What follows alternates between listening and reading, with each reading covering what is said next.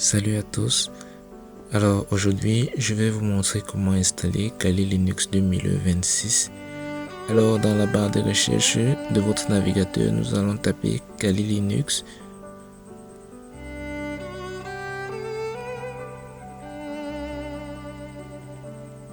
Alors nous allons cliquer sur ce lien.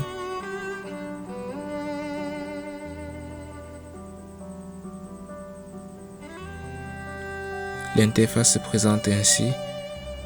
Nous devons chercher à installer l'ISO qui va nous permettre de lancer Kali Linux. Kali Linux, pour ceux qui ne savent pas, est une machine virtuelle, c'est-à-dire nous avons une machine dans une machine sans devoir l'installer sur une nouvelle machine. Alors nous allons cliquer sur cette version.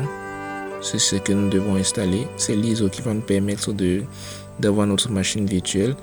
Alors si vous naviguez dans le site, vous allez voir qu'il y a d'autres moyens d'installer Kali Linux.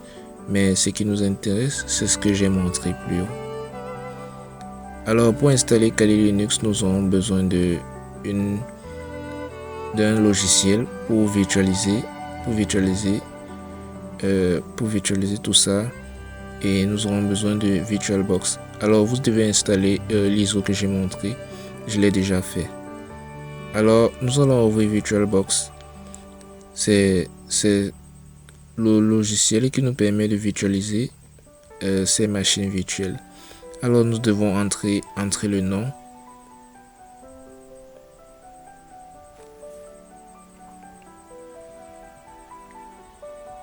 Puis nous devons sélectionner l'ISO, c'est-à-dire l'ISO que nous venons de télécharger, qui est Kali Linux 2026.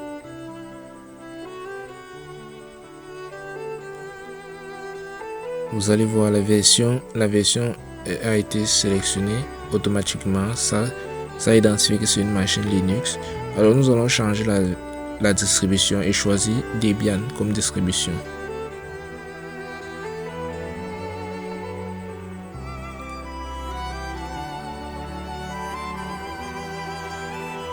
Alors à ce niveau-ci, nous ne devons rien changer.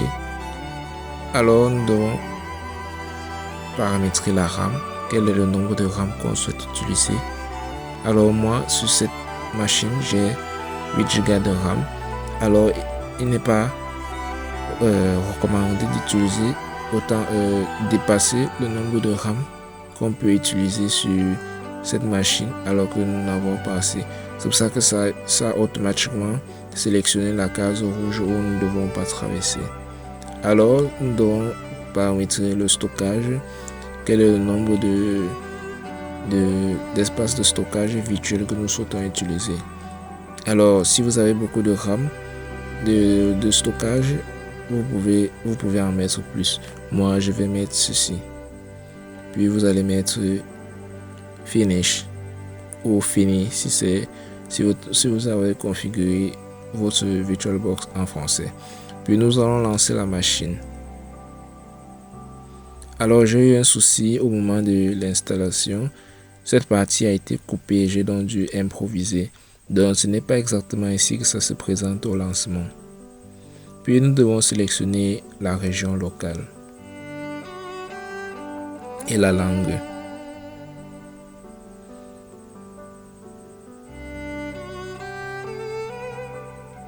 Nous devons sélectionner aussi le clavier. Quel est le clavier qu'on souhaite utiliser?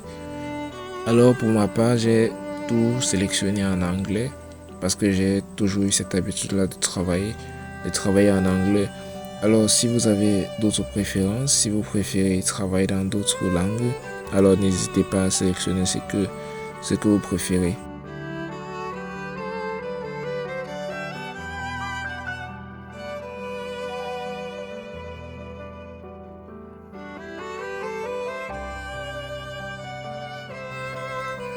Alors à ce niveau-ci, nous ne devons rien modifier, mais moi je vais changer VBox parce que ceci c'est comment est identifier notre machine virtuelle sur notre réseau local. Alors je vais changer ça pour mettre Cybertron Pentest, mais je vous recommande de ne pas le changer si vous ne savez pas comment elle fonctionne, de la laisser exactement telle qu'elle est. Alors nous devons configurer le nom du domaine. Alors moi je vais mettre Cybertron Pentest encore une fois, mais vous ne devez pas le changer. Je vous recommande de ne pas le changer, de laisser Kali, de mettre Kali si vous ne savez pas ce qu'est le nom du domaine. Alors je vais mettre comme nom d'utilisateur Optimus. Vous allez mettre le nom d'utilisateur que vous préférez. Puis nous allons insérer un mot de passe. Vous pouvez mettre Kali, c'est ce que la plupart font quand ils installent Kali Linux pour la première fois, ou le mot de passe que vous pensez que vous n'allez pas oublier.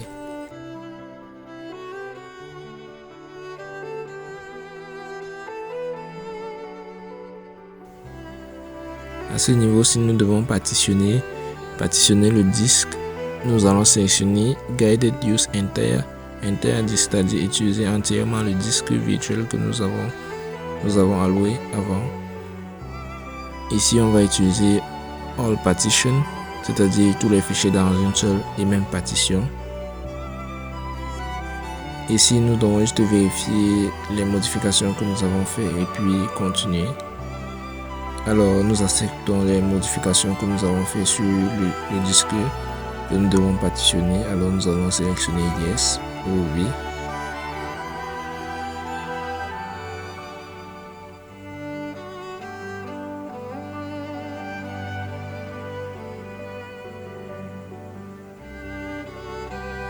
Alors, ça va installer le système, les fichiers du système. Je vais accélérer la vidéo parce que ça prend un certain temps.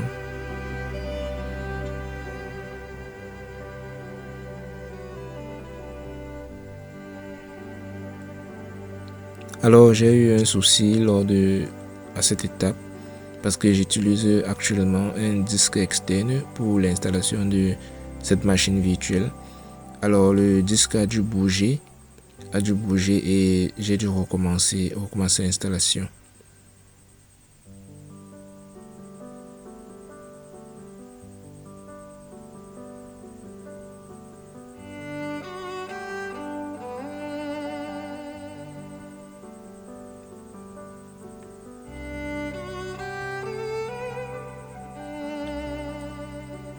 Comme toujours, en recommençant l'installation, j'ai encore eu un problème à ce niveau-ci.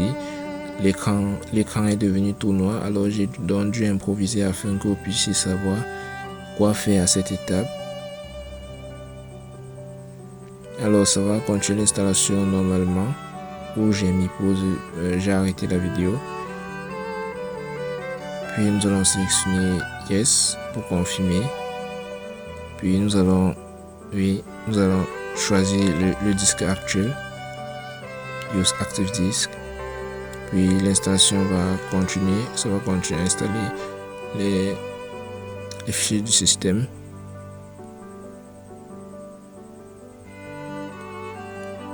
Puis nous devons mettre continuer et nous avons presque terminé.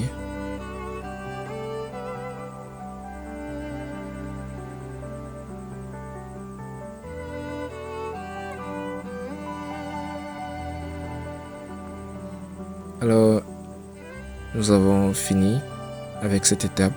Kali Linux va redémarrer afin d'actualiser et de lancer le système que nous venons de configurer. Moi, je pense que cette version de Kali Linux 2026 est très jolie par rapport aux versions précédentes. Moi, j'ai déjà eu à utiliser d'autres versions et cette version est vraiment très jolie.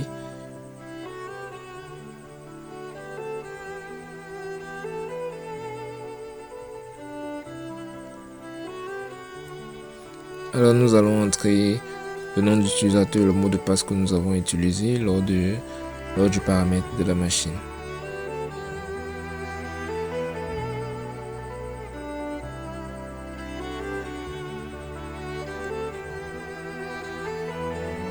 Alors l'écran se présente ainsi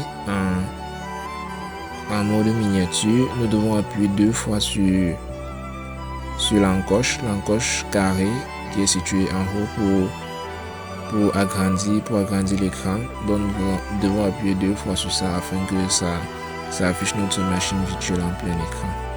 Alors c'est tout.